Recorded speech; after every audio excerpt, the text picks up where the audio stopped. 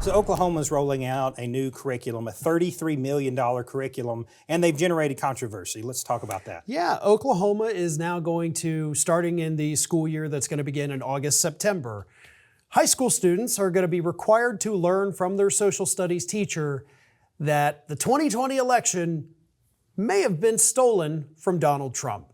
And they're not presenting it as, hey, listen to this wacky conspiracy theory, kids. No.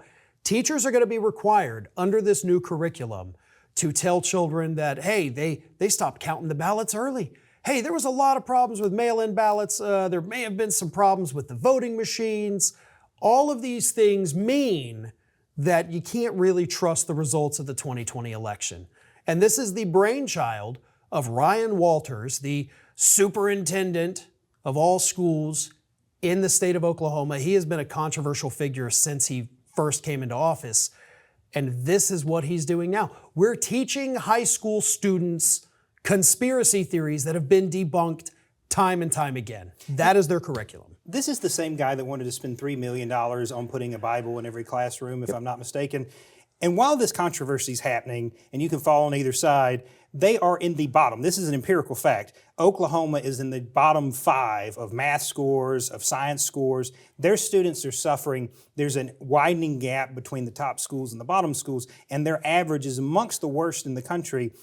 But they do well on high freedom score. And I was reading a press release from them that they're one of the highest freedom scores in the country. And what the freedom score apparently reflects is that you can get a voucher and you can go anywhere you want that's not a public school. And it doesn't seem to be doing them very well in their testing scores. So, we'll see how that plays out. But to me, not just that Walters did it. Judd Legum, he writes Popular Information, put a phenomenal piece together. And he pointed out, obviously, that yes, it's bad, here's the curriculum. But it turns out that Walters may have essentially duped the entire board that has to approve the curriculum in order to get this new crazy material included. So what happened was the board was supposed to meet at 9:30 a.m. On a day of the week to vote on the new curriculum. At 4 p.m. the day before, so basically right at the close of business, he submits the new curriculum with these 2020 election lies included, because it had previously not been in there.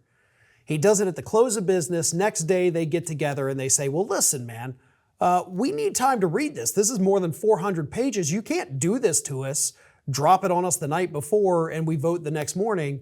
No, we need to postpone this. So according to the report, Walter said, no, you can't.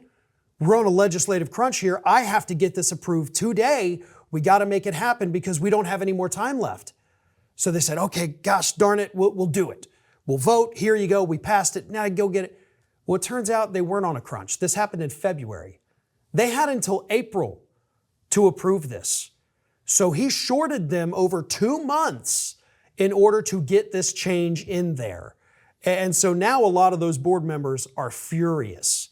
They're hoping maybe there's something they can do. We need to reconvene. We need to look at this closer because he basically pulled the wool over our eyes to get these conspiracy theories included. Well, obviously he's jockeying for higher office. Oh, yeah. That is his bigger concern than the education of the kids in Oklahoma, because if we look at a report card, if you'll pardon the pun, of his performance, it's pretty abysmal. When we look at the metric data, these children are suffering under his tenureship and have been for quite some time, and you're worried about, lightning rod politics. And to me, this should be enough to remove you from your job. Yeah, I agree 100%. I mean, there's no reason. And look, I'll take it a step further. Ryan Walters shouldn't just not be in this job. Ryan Walters shouldn't have a job. If this is who you are as a person, you just shouldn't even be allowed to be employed. You should be just a ward of the state at this point. That's my personal feelings about this guy, because he is just the worst. I used to see his stuff on social media back when I was still on Twitter. But oh my God, this guy can't say anything intelligent. He's always looking for a fight, looking for somebody online to argue with, instead of doing his job, which is help these children in Oklahoma get a proper education. Instead of spending $33 million to push conspiracy theories on them, spend $33 million updating technology in the classroom. Spend it on brand new textbooks. Spend it giving teachers raises so that you can attract the good quality teachers. But no, this is what they get. Well, and the story is interesting because there's these grassroots organizations, generally on the right right now, that put pressure on these people. They're very vocal minorities, but they're involved. And I think that's where a lot of the folks more left or center left are failing, is they're not putting pressure on it. They're sleepwalking while these things are happening. I don't remember these kind of stories happening 10 years ago. That's a great point. Obviously, your suggestion here is the left does need to do this. You know, and look, there's so much action on the left. It's not that we can't get people to get out and do things. I mean, we look at all the mass protests that have taken place just this year. They're ready, they're willing, they want to get out there. It's just, let's be a little more focused. Let's be into the school boards. Let's be involved in education. I mean, the right now has, every state has a chapter of Moms for Liberty, which didn't even exist 5 years ago, really. So overnight, these groups pop up, they gain all this power, and the left is sitting there thinking, like, what the hell just happened? I go to sleep, I wake up, suddenly you guys have taken over all the school boards. Oh, well, no. You have to do the same thing. You have to get out there, you have to get vocal. And the protests are great, but let's be more laser focused. Let's get down into the nitty gritty of this, show up at the school board meetings. We're seeing a great job of them showing up at the town halls.